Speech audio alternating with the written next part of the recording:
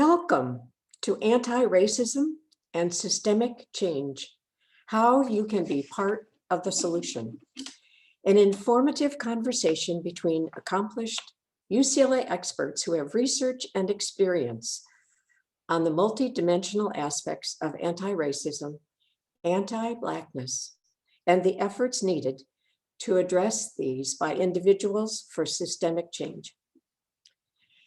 Our discussion is brought to you by UCLA Women in Philanthropy, a group that celebrates and inspires women's giving across the UCLA campus. And we foster women's participation on campus boards and volunteer leadership positions. I'm Susan Rice, president of UCLA Women in Philanthropy. It is a pleasure to have you with us today. Our group celebrated its 25th anniversary in 2019. Women in Philanthropy now boasts over 2,800 members who contribute time, talent, and treasure to every corner of the university. Besides serving on multiple advisory groups on campus, including the UCLA Foundation, we showcase areas and topics across campus to engage our UCLA community. During this unusual time, we have expanded our outreach to members and other supporters of UCLA to bring some intellectual and emotional nourishment to you while you're at home. We're glad you're with us. For many years in the United States, reports of racial discrimination, racism, and police shootings of African Americans have occurred. For those outside this community, the last year and particularly this summer, we've witnessed before our very eyes the inhumanity of the asphyxiation of George Floyd. This became a wake-up call for many of us. The series of police-involved shootings, the separation of the children of immigrants, and so many other incidents have brought to the forefront and into our collective consciousness the ongoing racial discrimination plaguing Black and other marginalized communities. People have been doing a lot of soul searching, reading, engaging in difficult conversations, among other thoughtful pursuits, to look more deeply at racism in this country and possibly even within ourselves. People often mistakenly believe that simply being not racist is enough to eliminate racism, but it takes more than that. It is about undertaking steps to eradicate racism at the individual, institutional, and structural levels. It requires people to be anti-racist, which is rooted in action. People want to learn how each of us as individuals are part of these systems and can take actions that will change racial inequities and what those actions should be. This program is designed to help us understand the basic principles of what is anti-racism and how our actions can affect systemic change. How do we take the step from ally to anti-racist? We have convened a panel of experts in this area to share their thoughts with us to help answer these challenging questions. Our moderator is Margaret Shee. Margaret is Associate Vice Chancellor, Ibram X, UCLA Office of Diversity, Equity, and Inclusion, and the Neil Jacoby Chair in Management, Professor of Management and Organizations at the UCLA Anderson School of Management. Dr. Shee served as Senior Associate Dean of the FEMBA and full-time MBA programs at Anderson from 2014 to 2018. Her research focuses on the effects of diversity in organizations. In particular, she focuses on social identity and the psychological effects of stereotypes, prejudice, discrimination, and stigma in organizations. One of our panelists is Terrence Keel, an associate professor with a split appointment in the UCLA Institute for Society and Genetics and the Department of African American Studies. He is the founding director of the Biocritical Studies Lab and currently serves as the Associate Director of the Ralph J. Bunche Center for African American Studies. Our other panelist is Vicki M. Mays, a clinical psychologist and health policy expert who's the director of the UCLA Bright Center for Science, Research, and Policy. She's a distinguished professor of psychology and health policy management and the newly appointed special advisor to the Chancellor on Black Life. Dr. Mays has conducted research on race-based discrimination and racism, understanding its impact on both physical and mental health. One of her published articles addresses the killing of Trayvon Martin and describes how we have sufficient knowledge to begin early identification of racism and a responsibility to address it. So you can see we've gathered an amazing group of UCLA experts with vast knowledge and experience for a lively discussion on systemic racism and how we as individuals can be part of the solution. There will be time after their conversation for the panelists to answer questions from the audience, so please submit them through the Q&A function at the bottom of your Zoom screen. They will be reviewed and consolidated by staff, and Associate Vice Chancellor Shi will present them to our panelists for their response. All right, thank you, Susan, for that wonderful introduction. We're so pleased to have two distinguished and knowledgeable faculty and colleagues of mine with us today to share more information about their research on systemic racism and what anti-racist actions we can take to make a positive impact. We're going to start with short presentations from each of my colleagues, and then I'll ask questions, and then we'll follow it up with Q&A from the audience. Again, you can submit your questions on the Q&A function on the bottom of most screens, and we'll get to as many as we can through this presentation. So first, I'll turn it over to Professor Keel, who will do a presentation. Thank you. Thank you, Susan, and the leadership team of Women in Philanthropy for organizing this event and creating this venue for this very important conversation about racism and its impact on our lives. I think that we need more of these conversations. They really do help change how we are thinking about our lives as Americans. What I'd like to do is talk a bit about the research that I do as a faculty here at UCLA, but do it by also trying to answer a question, which is, what is systemic institutional racism?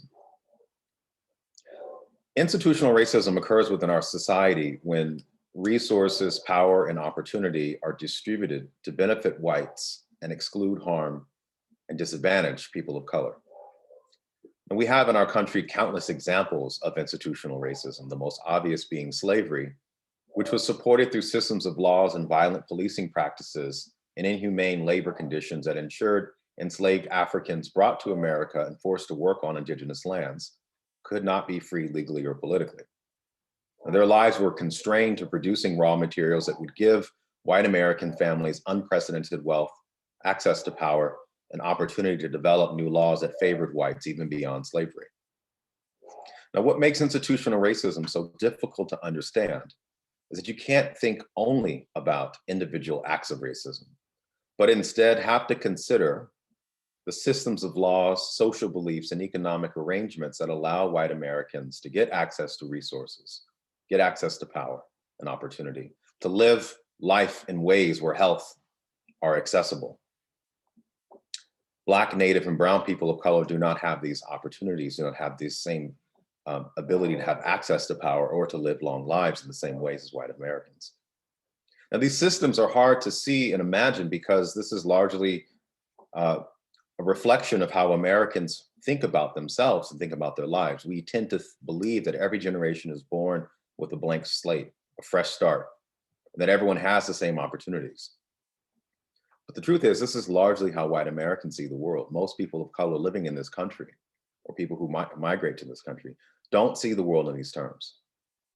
And seeing the world in this way, as a blank slate, a fresh start, is a problem because it fails to acknowledge how white wealth, power, and access to resources have made it possible, or have been made possible rather, through laws and social practices that actually outlive humans. This is a crucial point.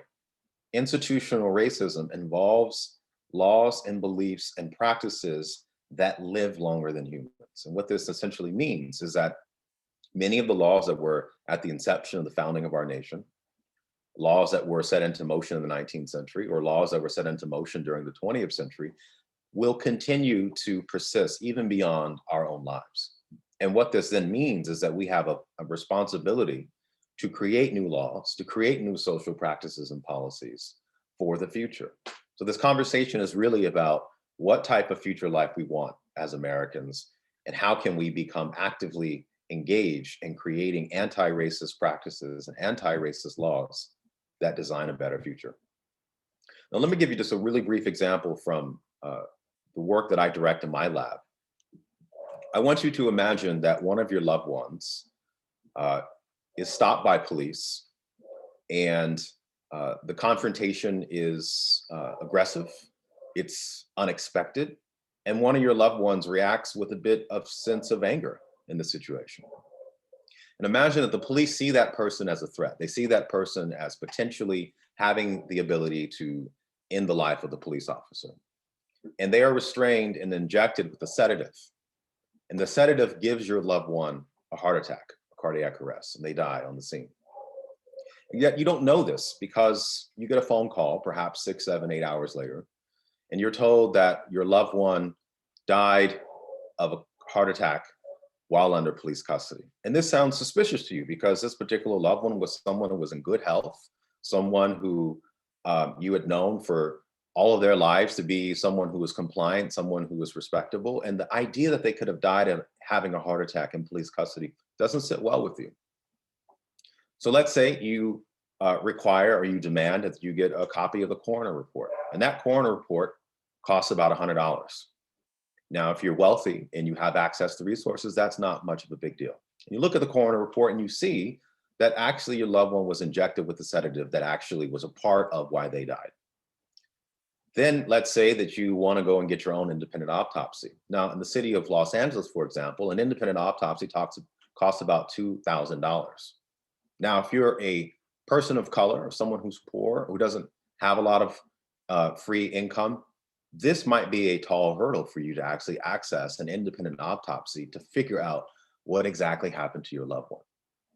But if you happen to be someone who's white or wealthy and you have access to resources, this is a very small barrier. And you can see just in this example, one family that has resources, that has the means, might get to the truth of how their loved one actually died.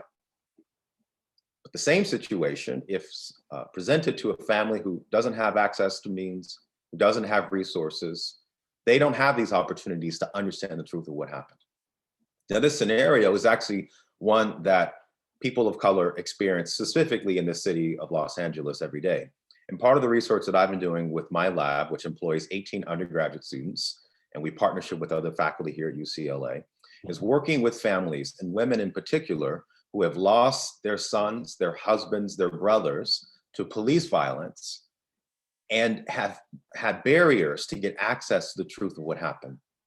So they can't access the coroner reports, and they don't always have the means to get a second autopsy to challenge the narratives being told about the end of their lives. This is an example of institutional racism, and how institutional racism happens in these ways where barriers to access prevent people from having justice and access to the truth. And so I'm going to end my comments there and give the floor back, and to just leave you with an understanding that the laws and policies that help found this nation are very much alive and well. And those policies that are openly racist and openly target people of color continue to do so in ways that we have a responsibility to correct and to mend those injustices in that harm. Thank you.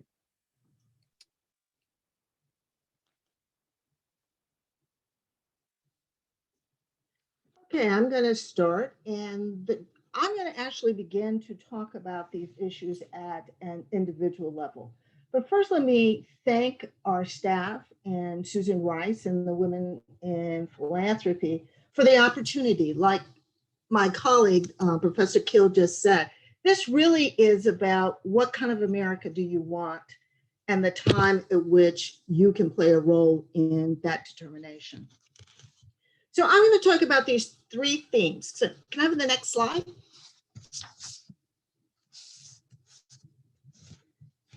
So this issue begins to look at what are some of the things that you can do, but in understanding what you can do, language really matters. So I'm going to talk about being an ally or being in an alliance. Can kindness cure racism, or being nice isn't nice? And then my third one, which is really a soapbox I'm on, is my bias against implicit bias. So let's go to the next slide and get started.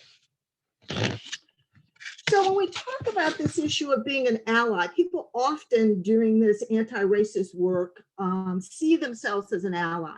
But the real issue is, if you say you're an ally, are you determining that, or is it being determined and gifted to you? Who deems you're an ally? Ally should be a status that the person who you're showing up to help, the person whose causes that you are working with, really gives you that status. Otherwise, what you're doing is really amplifying privilege by deciding that you're an ally.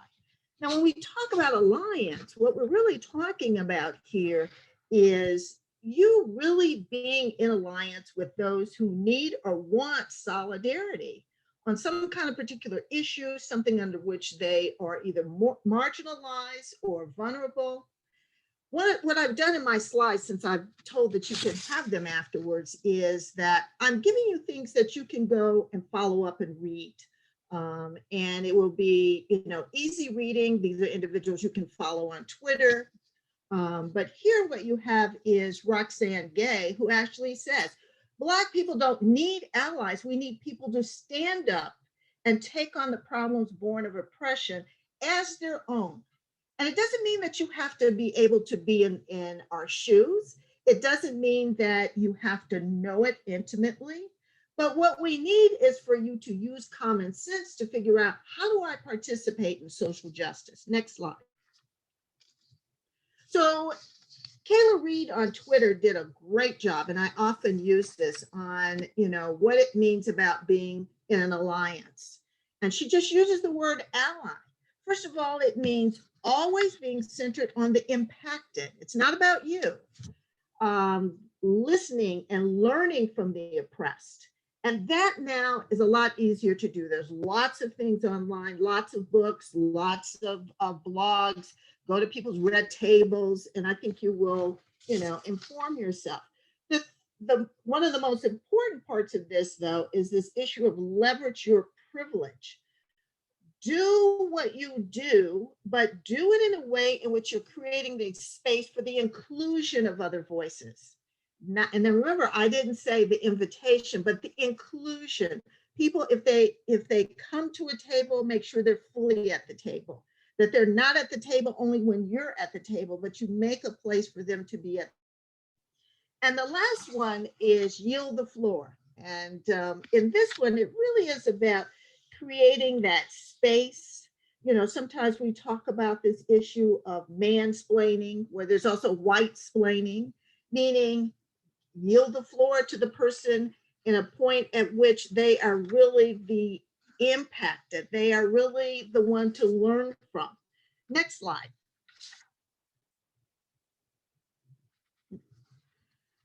My other notion is this of kindness. And this is usually a longer presentation that I do, but it's a very important one.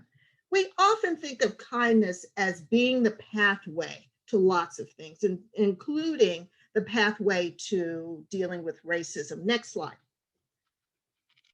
What you'll find is that is a kind of old notion that was in the early civil rights period. King was known as Martin Luther King was the king of kindness often. You would hear him say, even the smallest act of kindness, you can make a big difference in the world. Well, I want to disavow the notion that if you're trying to deal with institutional racism, that kindness is the way to get there. Next slide. what you have to understand is what my colleague, Professor Keel, was talking about. Racism is not isolated individual act. It's not some intentional meanness. So when you think of acts of change at the individual level versus a structural level, even understand at this individual level that trying to change prejudice or hatred to some other group, it can modify some of the interactions. And we used to talk about this, next slide, as the contact hypothesis. So during the time of Martin Luther King, this is why we did busing. This is a lot of why we felt like if people lived closer to each other, that what would happen is your ability to get to know that person would actually break down walls and stereotypes in ways in which people would be able to better interact. But what research has also taught us is that over time, that person becomes a special case.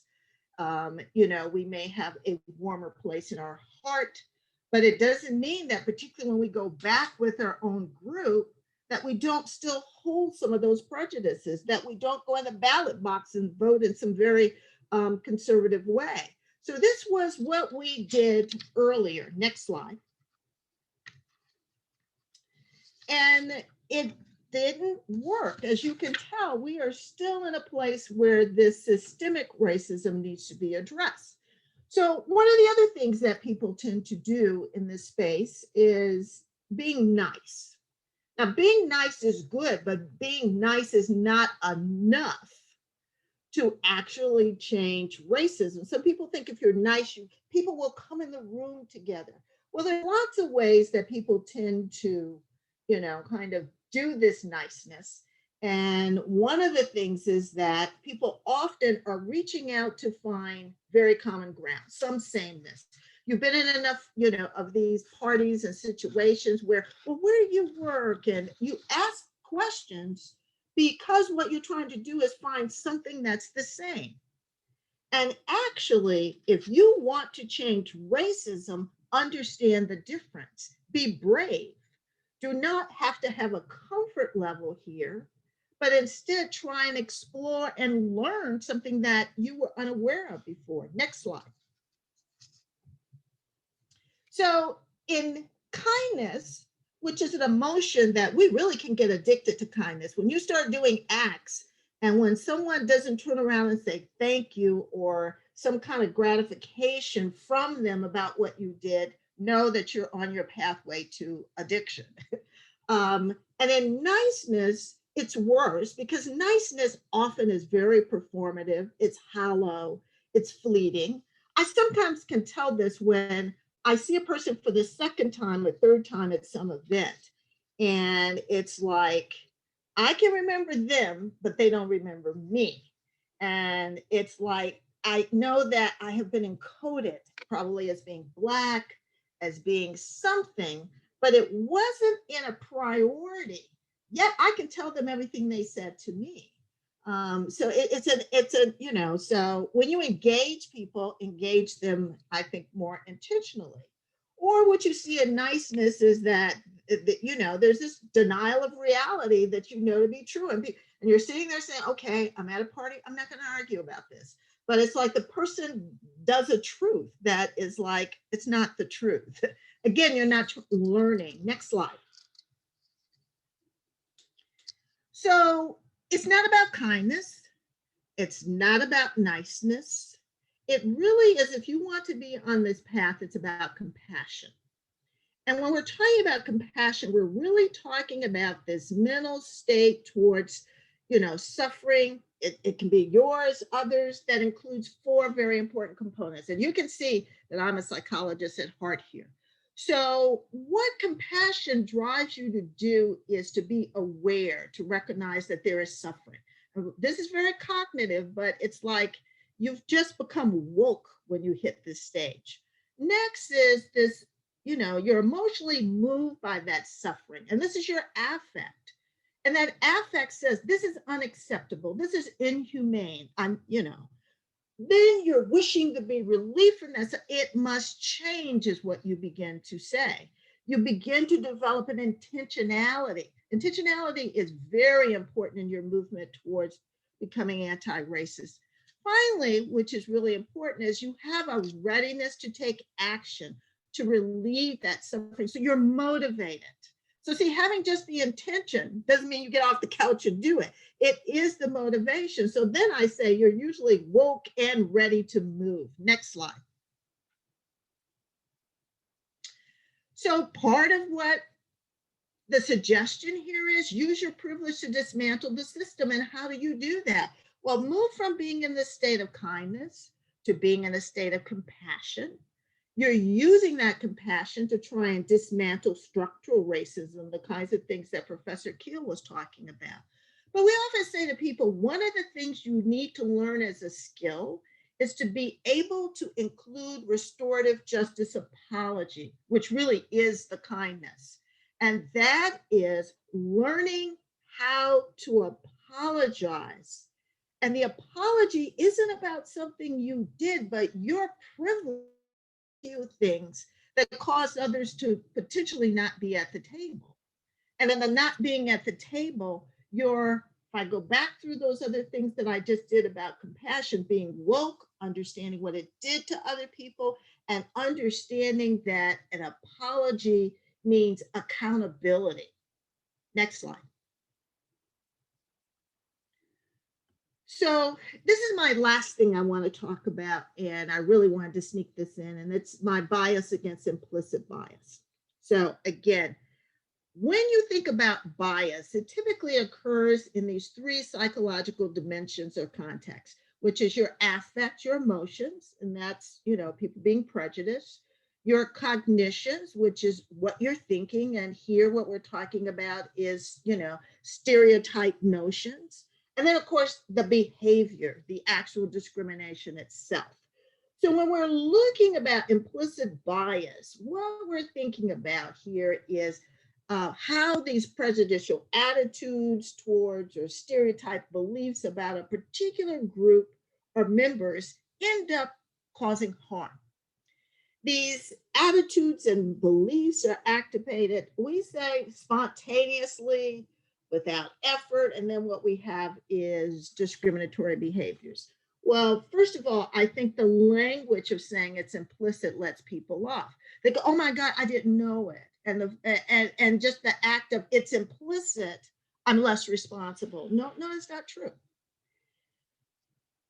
I will say that within the last 3 years, any Black male or female that has been shot by the police, those police have been mandated to have participated before they went on the streets in implicit bias training.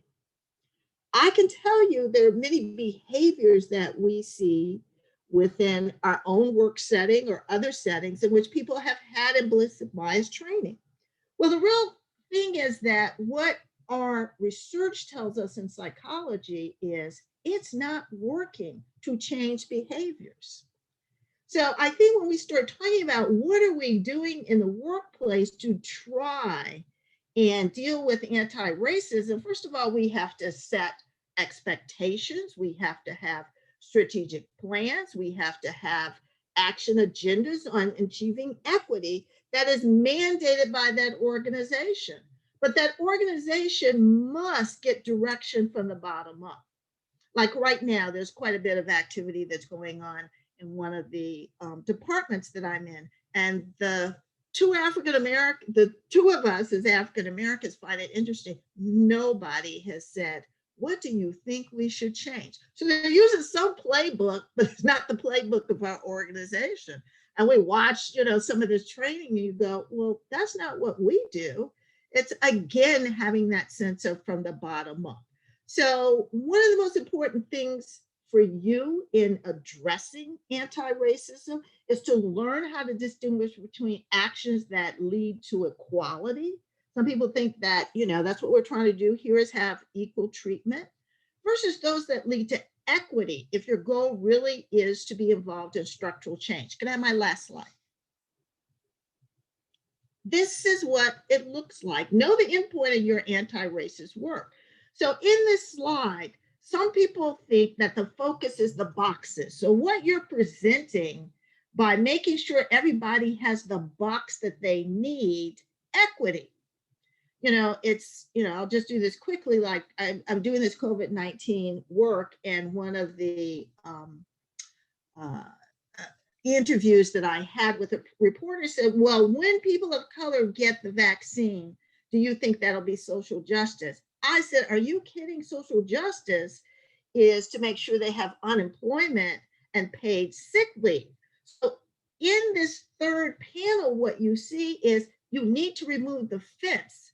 It's not about the boxes. The boxes are like safety nets, but it's removing the fence so that people can operate in their full authenticity, and they don't need to keep depending on others to give in order to overcome what is a barrier. So I'm going to stop there. And I think what we're going to do is to start with some, we're going to go back into the panel mode, and we're going to start with some questions.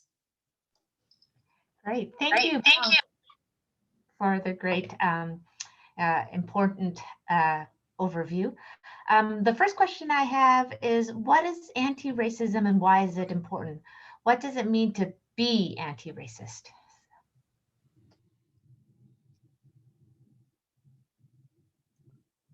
So I would like to answer that question. I do notice that there were also some questions in the Q&A, and I think we discussed about getting at some of those audience questions. Did we want to maybe can I take a question from the audience and then use it as an opportunity to talk about what is anti-racism? Oh, sure. If you would like to start there. Let me see the audience question. Yeah. One of the questions that came up that I want to take on just to kind of get at this question is, if I could just say a little bit about the research I do as it relates to institutional racism and biological difference. And then there's a specific question about the newly elected DA, which I think ties on to what Professor Mays was just ended her point on about sheriff's training and implicit bias and what the future might look like. So to be an anti-racist, one has to, I think, start locally and think about what are the laws and policies in your own backyard that are bearing on Black and brown life in the city of Los Angeles, first and foremost. And it's not that difficult to do this work. There's a lot of community organizations and activists that collect, do reports, make this information publicly available. I think that this election year was probably the most, in terms of proliferation of information around voting and the issues, I think I've ever seen. And I think this bodes really well for having an informed citizenry to be able to actively vote and use their vote to become, to be involved in sort of anti-racist work. That's not the only thing that one can do, but I think it does matter. And I think it particularly matters in a city like Los Angeles, where we have a long established history of violence against people of color via the police, underemployment, which makes them targets for incarceration, where communities of color are literally taken out of the city of Los Angeles and put into carceral institutions all throughout the state of California. There have been several people who've written about this. Ruth Gilmore is one, Kelly Leiter Hernandez is another, Sarah Haley is another, where 70% of all inmates in the state of California come from Los Angeles. So the city of LA has a lot of blood on its hands when it comes to thinking about systemic racism and inequality as it relates to incarceration. So I think that we need to be informed about how these things work, how the police target specific neighborhoods, and those neighborhoods have a monetary value in terms of how much they're worth for this prison industry. I implore you to look at the work of Kelly Leiter Hernandez and the $1 Million Hoods Project, which has released several reports that show this work. You can access this information through the Ralph Bunche Center's website. Now, for the research that I'm doing, I do want to talk a bit about the relationship between biological racism and structural violence. And I want to use the case of George Floyd to talk about this, because we all saw George Floyd being killed on camera, and we saw that he was being restrained in his neck and that there were 4 officers on his legs. When you look at the report filed by the police, as well as the coroner report that captures the scenario of what happened, the officers were threatened by his size and stature. They thought that he was a large, Black, athletic male that warranted the accelerated use of violence for what? Using a counterfeit $20 bill to buy a cup of ramen noodles, which I assure you, he didn't know that the $20 bill was counterfeit, because who knows these things, right? So the initial context is one in which we have a Black threatening male that might be prone to violence and aggressive behavior. Well, there's a history for why we might think about that in terms of Black men. That history goes back to slavery. It goes back to emancipation, where myths were created around Black men as threats to white women and threats to society that needed to be policed and governed in ways. We still live with this mythology. It's prevalent in our culture, and there's a lot of work to be done at dismantling this. The violent acts that were taken on George Floyd's body were done in such a way that were designed to neutralize him. And when you look at the coroner report, the cause of death, the first cause of death is hypertension, heart failure. That's how he died. That's the report that was given by the Hennepin County in Minnesota, Minneapolis, about how he died, which is staggering to think about that, because we all witnessed his asphyxiation, his being strangled. And it wasn't until his family worked with a legal team and were able to get their own independent autopsy, which I assure you cost quite a bit of money, they were able to determine that no, it was actually asphyxiation that happened on the scene, on TV. Everyone saw it occur.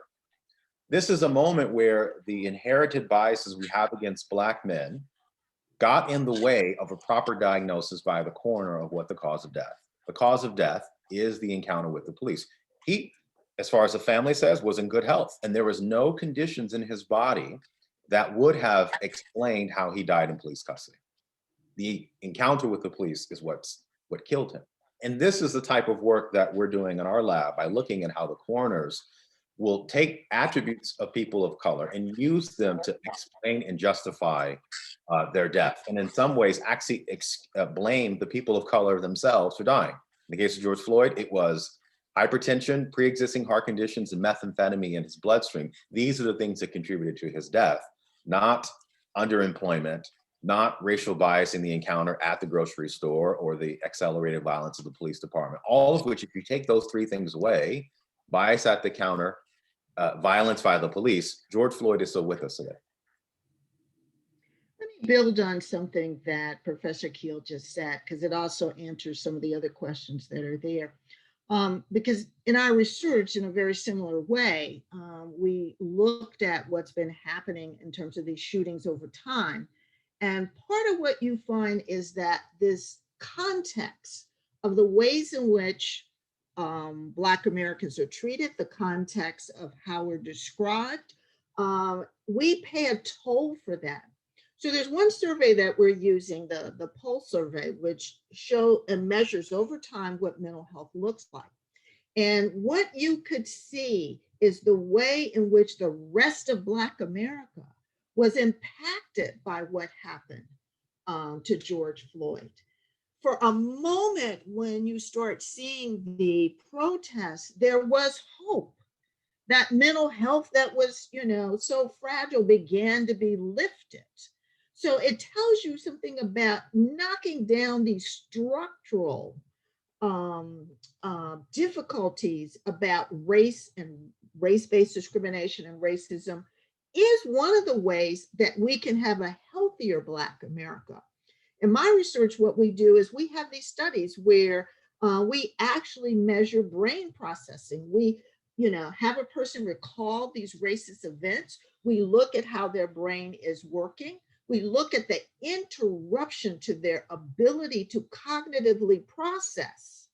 And if you want to know why kids aren't doing well in school, it isn't just that, they are coming from a deficit background. It is that they are also being in a situation where if they experience this schooling as there's no Black history, there are no figures that are role models to them, that they're sitting in a classroom in which their brain cannot do as well in terms of executive functions, planning, decision-making, thinking, because the experience of racism, both in the moment and historically, disrupts their ability to do this. So, if some people are asking about education, there's, many ways of educating the person in the room, but educating ourselves. And it's educating ourselves as to how we can become disruptors, how we can not continue to contribute to these environments that are disruptive to people having opportunity and the capacity to be able to be at their best. Now, that's one of the things about being in a university. Our jobs really are to make sure that we can bring people in the door and give them the best of us in order to be able to have a different opportunity in society. And our research allows us to look outwardly and try and be the disruptors in terms of the types of things that you hear Professor Keel doing, the type of things I do. You know, I often work in policy settings, so I'm really trying to disrupt things in the sense of, you know, I actually believe in mandating change. You know, I don't believe in the implicit bias of I'm trying to get you to be better and feel better. In the work environment, it is my responsibility to indicate what is acceptable and not acceptable. And that's the kind of education and training that maybe some of you in your, you know, organizations can do, because we're seeing implicit bias training is not working. Thank you. So you've both talked about educating ourselves. Once we sort of educated and sort of done a deep dive, how can we leverage our privilege to advance social justice, those of us who may be in privileged positions, or what can we do after we've learned actual action? So there was one question from the audience whose son asked, you know, how can I be anti-racist? Adults can do it in their works and politics and voting. What can an 8-year-old do? But what other things, specific actions can adults do? You know, I think that's a great question. What I've come to believe, and I have young children myself, and Black and brown families around the nation have what we call the dinner talk, where it's these traditions of conversations about how one has to carry yourself in this society where racism and structural violence can take one of our children. And we have to have those conversations at a very young age. My 9-year-old, when we had the social protest this summer, was concerned about me going outside for fear that I might be shot. And I had to have a large conversation about the precautions I take to be safe, so forth and so on. I think white families and other families who don't deal with these everyday realities have to have their own version of the dinner talk. And this involves sitting down and talking about white privilege and white benefit. And it could be as simple as how is that they might live in a nice neighborhood with a good school, and how the taxes they pay ensure that their schools are properly funded in ways that allow them to have teachers that can do great curriculum and innovate and teach them in ways that if you're living in South Central Los Angeles, or you're living in Watts, or you're living in other parts of LA, you may not have these opportunities. I think non-Black families have to have a version of the dinner talk that talks about how they may be able to walk publicly in spaces and not have to worry about being followed in a grocery store or being looked at by security guards, and that you are freed of these things because of your skin and because of your privilege. So this involves naming and identifying this for young people, because what I've experienced, and I know Professor Mays has experienced this in her own classroom, every generation that comes into our classroom, I'm blown away by how their willingness to think about structural racism, to think about America's legacy of hatred and racism in ways where they're there in earnest to learn. And I think that teaching young children, particularly white children with privilege, can inform them to think about what that privilege means and how they situate themselves in the world and how others do not. And I think it builds structures of empathy that later downstream are incredibly powerful and important for changing the world that we live in. Let me just add to that, because I agree 100%. And what you really want with your children is to build that empathy, but also to build the courage to be a person who stands up and does something. So if what you're having that conversation about is privilege, help them to understand the way their privilege protects them.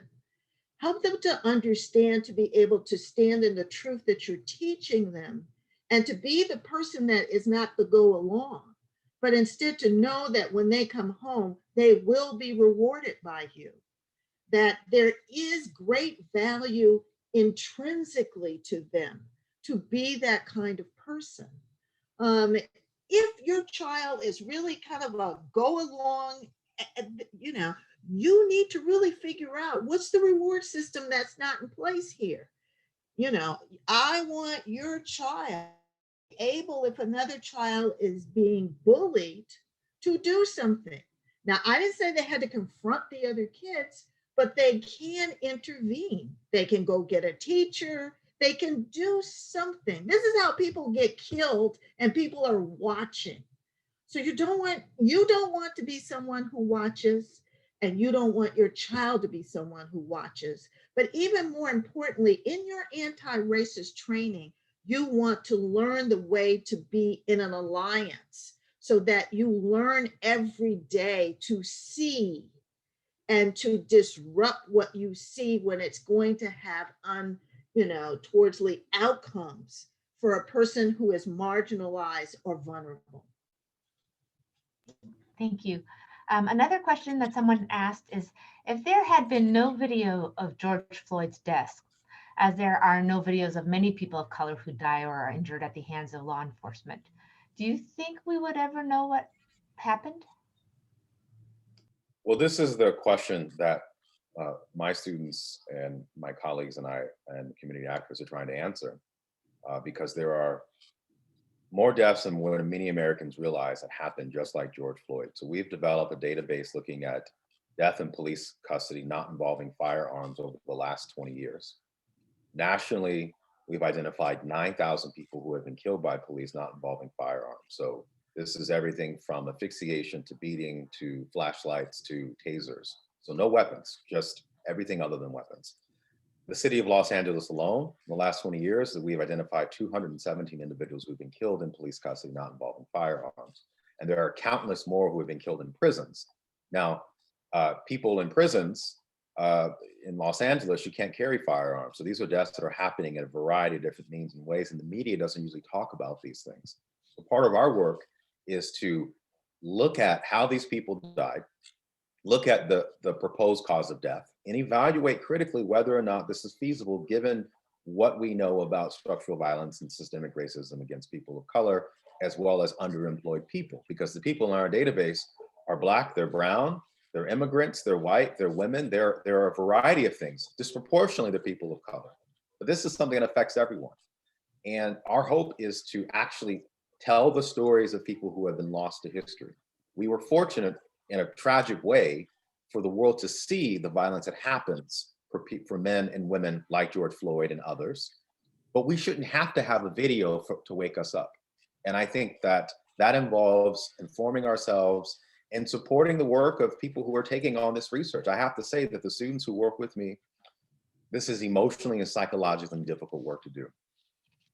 We have all had strong, visceral emotional reactions looking at autopsies, hundreds of them, and thinking through what happened to this person at the end of their life.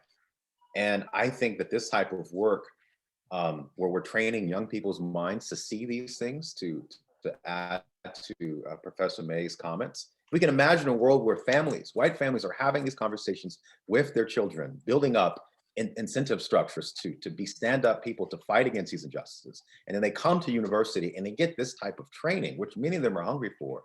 Now you're talking about a recipe for real lasting social change, where it's become second nature to think about the structures of violence against people of color and to think about forms of injustice that remove accountability, where police can do these things and are never prosecuted, and ask questions. Why do we have laws that allow for legal immunity, where cops are very rarely ever prosecuted, right, by district attorneys and by board of supervisors who have the power to actually sort of change some of these things? And I can just say on this point, hopefully we might see some changes. Gascon is a progressive DA who has promised to sort of change some of the things that are happening in Los Angeles, and the board of supervisors have called for the resignation of Sheriff Villanueva, who for years have covered for the Sheriff's Department. And shortly thereafter, Jonathan Lucas, who's the chief medical examiner here in Los Angeles, has called for an independent investigation into the death of a young 18-year-old who was shot 18 times in the back in June. So these things are all happening after the election cycle. So this might mean something positive for the future, but we need more pressure. We need more people who are active at holding these elected officials and boards of supervisors accountable for the types of work that we want in our city and our community. And see, what I would add to that is that the types of things that I talked about what you can do with your children, and when they come to the university with the ability to participate in this, this is where my work overlaps with Professor Keel's work, because what we're doing is we have the actual what they call death narratives, which is, you know, the death record. We have over 400,000 of those. We have been able to go through using artificial intelligence to show the biases that Black men are more likely, for example, to be characterized as being a part of a gang. But that was a suspicion. So it's like, it wasn't something that happened, but you're going to shoot somebody if you think they were part of the gang. We were able to do what we call the scary Black man hypothesis, which is they're on drugs, they are more likely to have mental illness, and it turns out white men were more likely to have drugs in their system after a toxicology report, as well as to have a history of mental illness. And they were less likely to be shot than a Black male. So it is having a university in which we have the capacity and the freedom and the resources and an evaluation that says this kind of work is important. But it is also having the other two pieces, the rest of the world sending their kids, you know, with an enlightenment that they understand. So it's like the cameras will be less the issue as people are more enlightened, because they will not stand on a street corner and allow something to happen because they're woke. And then, of course, there's kind of the third piece, which is we have to change and address the actual formal structures by which this work is done. And, you know, let us all breathe, you know, as they say, you know, let me breathe in terms of where we're headed with our next set of administrators who are going to be policymakers in the area of policing. Great, thank you both. We have so many great questions, so we'll go a few minutes longer and just ask one more question.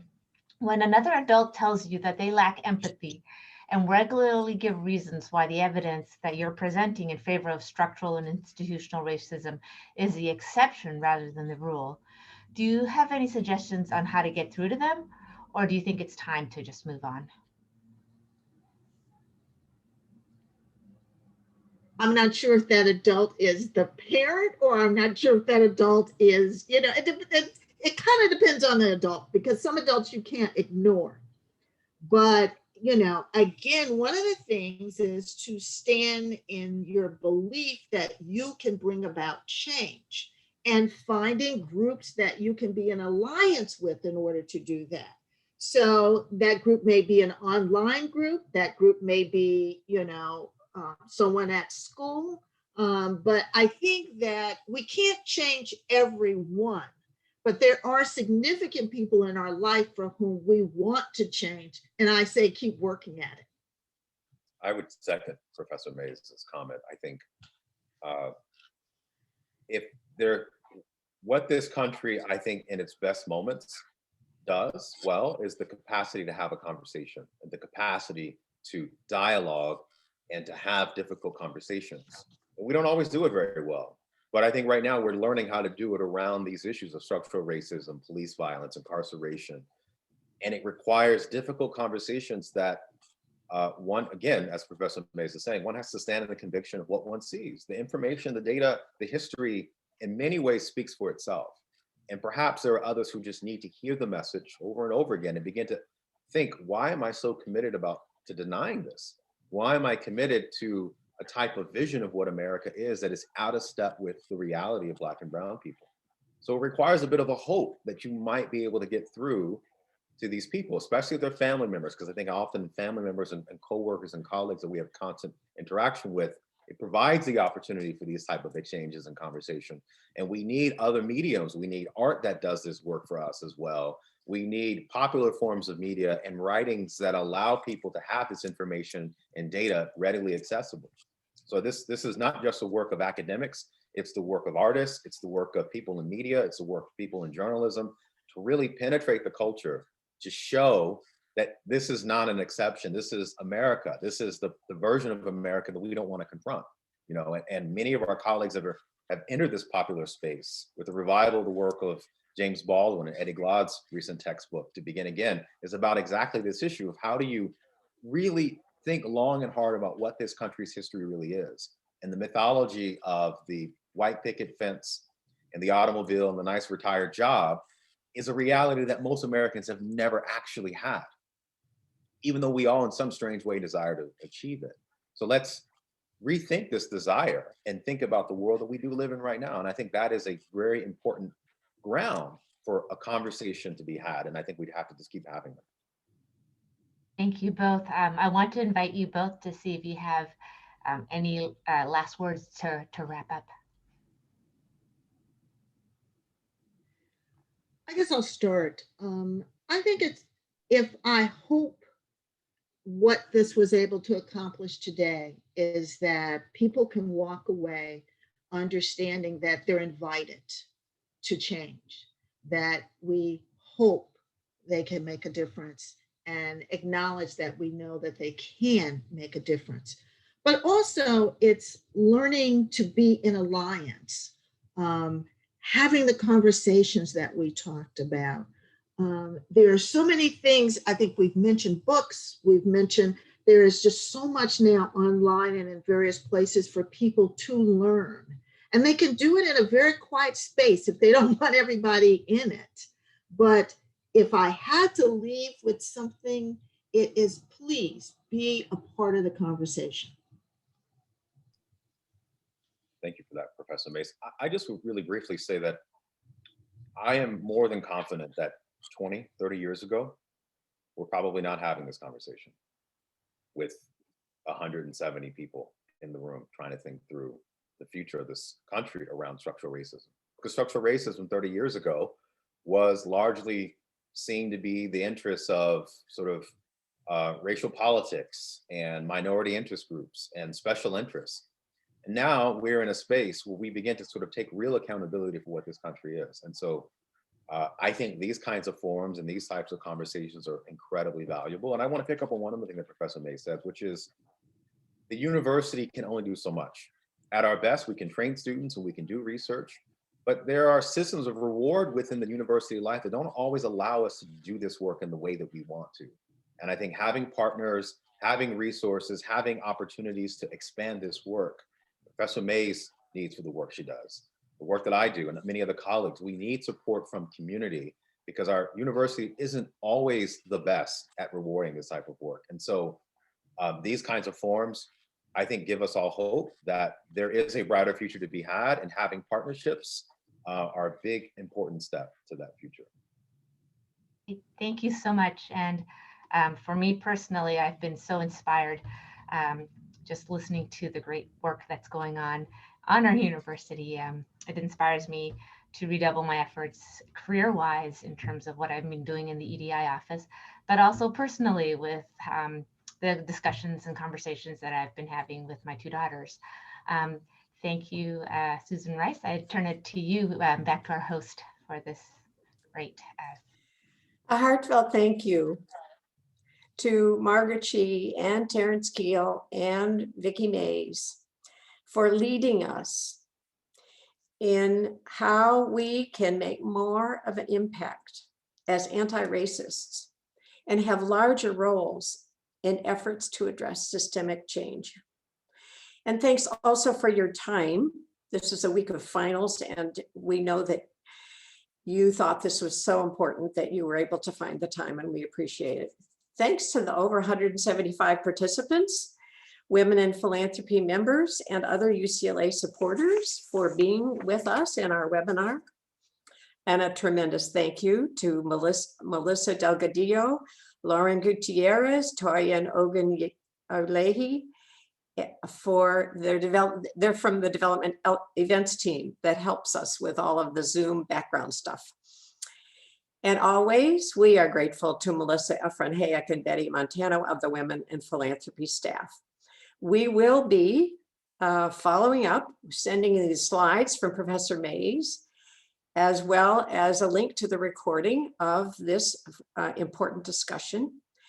And also we'll have more webinars in the new year. 2021's got to be better, right? So look for invitations to other interesting programs from Women in Philanthropy. Thanks again for joining us. Goodbye.